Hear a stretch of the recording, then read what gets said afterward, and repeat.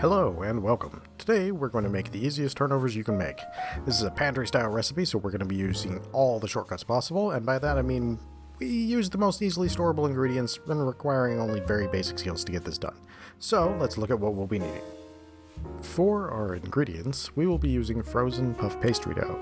Any brand will do, this just happened to be the most easily found where I'm at. Besides that, we will need one more or more of the following. A small can of pie filling, pick your favorite flavor, or a jar of preserves or jelly, try to get one with fruit left in it, again pick your favorite flavor, or chocolate chips.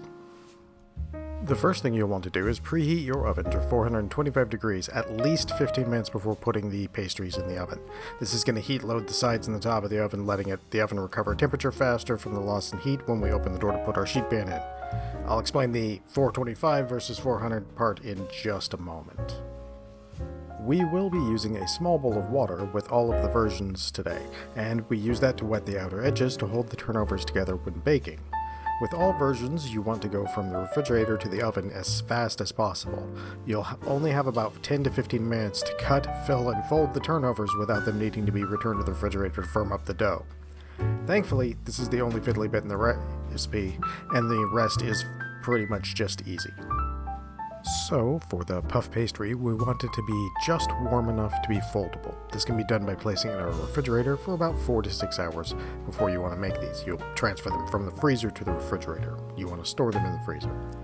This will allow it to be almost solid but still foldable with a little bit of effort. This will help in the puffing part a great deal, and you'll see later how much. If the squares fold too easily, then you know your dough is too soft and it's going to need to go into the refrigerator to firm up, and that takes about 20 to 25 minutes. Once cut and firm, if necessary, we are ready to top it.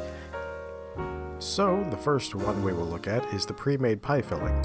We just need to put a spoonful or two onto a square of dough.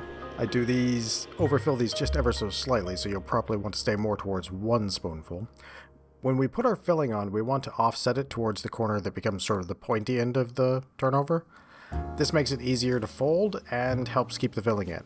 Even with that, there are a few strawberries that were ejected during the baking process, so make sure you do this on parchment paper or a sill pad like I'm using here to save on cleanup and sticking to the pan. For the jams or preserve, we offset as with the last one, but we need to use less here. Preserves, jams, and jellies will almost all mostly melt and become almost as thin as water, so they end up pouring out of the sides of the turnover while cooking. So we really only want to use at max like a teaspoon, maybe a teaspoon and a half. This will work best with preserves or jams that have some fruit left in them, because that tends to help things stay inside your turnover. Jelly would be just barely okay. Most of it's going to flow out the sides, so if you're using that, probably no more than a teaspoon spread across like you were making a sandwich, about that same thickness of a layer. And now, for the easiest one, the chocolate chip. We offset, as always, and just add a layer of chips down. This one you can get quite a bit on, since the chocolate will stay thick and not flow out the sides most of the time. Do note that the chocolate chips will become hard when fully cooled, so with this version you probably need to either eat it when it's still warm, or reheat it slowly in the microwave. That would be like medium power over 30-45 seconds. So, once they're filled and folded, we need to check the dough and see if it's still firm. If the dough gets too warm, it will definitely not puff very well. The dough should be still firm and just barely foldable. If your dough warmed up too much, you're going to need to let it cool in the refrigerator or freezer for about 20 minutes. The freezer would be the best bet, but I know most people don't have that much room to fit all these puff pastries in there, so the refrigerator will do. So, let's have a little bit of fun and see what can go wrong and how it affects the rising of the puff pastry. This one I'm showing here has 3 problems. The main one was dough temperature. This was on the counter for about 20 minutes before the dough was even cut into squares, so the dough was way too warm. Second issue is I decided to crimp the edges with a fork to see how it would look when puffed. Fun fact, crimping the edges is how you prevent something from separating, like the layers of the puff pastry. And third was the temperature. This was done at the package instructor temperature of 400 degrees, and we'll get to why that was a bad thing in a moment.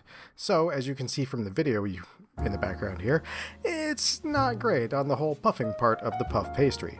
And this is with an extra 10 minutes to bake in the hopes that it would puff just a little bit more, and it really never did.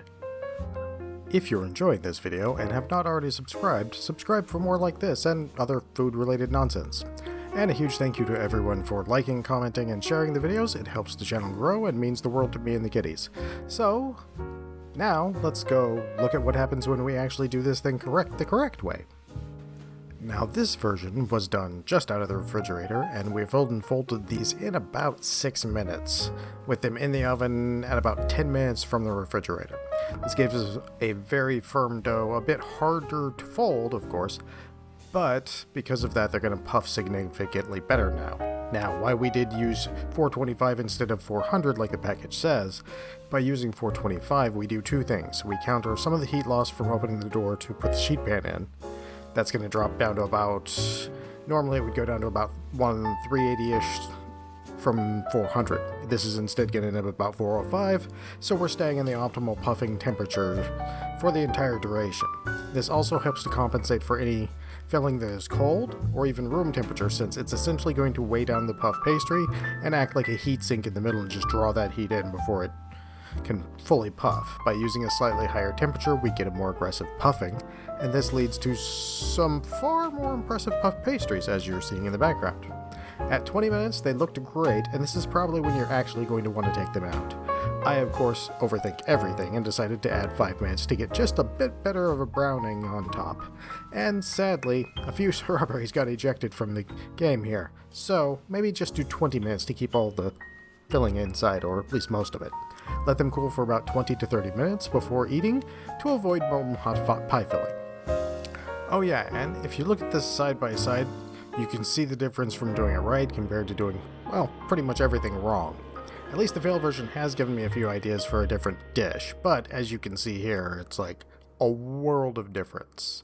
And that's after those larger ones had fully cooled and shrunk to their smallest. They were still like almost 4 times bigger, so definitely make sure your dough is cold, make sure you don't crimp it like me, and straight into the oven as fast as possible.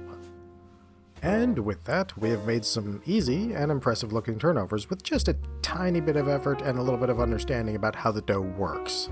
Just remember to keep your dough cold, increase the baking temperature a bit to make up for the pie filling effects on the pastry, and you'll be golden. So, as always, I hope everyone out there has a great day and a great meal.